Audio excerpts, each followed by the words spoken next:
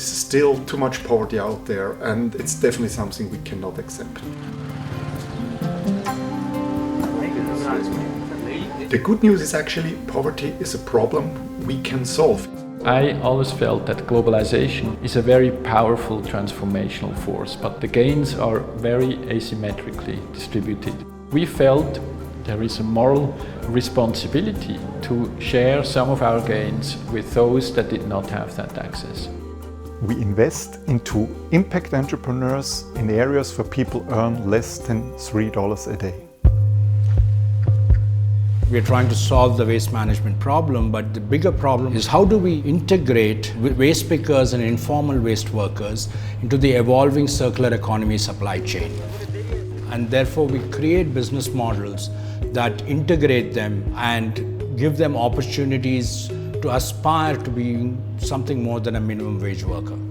By supporting local entrepreneurs who want to solve local problems, we create opportunities, we create access for people to markets, to jobs, to income. And we do so using entrepreneurial models, which means we invest in organizations which are able to sustain themselves financially. I started Kwanza Tukule a couple of years ago. I realized how much people struggle to source for food, cook food, find food. I thought maybe if we can make food affordable for food vendors, then more people can afford food. There is no one-size-fits-all solution to poverty. For many pressing social issues, you need solutions that are deeply rooted in the communities. We look for entrepreneurs that are inspiring leaders and visionary thinkers that are extremely committed and driven to make a change. Our entrepreneurs see opportunities where others see problems. We all want to solve big global problems.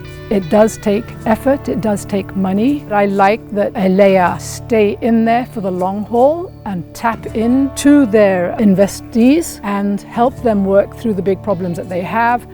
elea combines a very good understanding of financing, growing a company within a, let's say, classic capitalistic system, with a very clear agenda and motivation for using that world and the best what it has to create impact.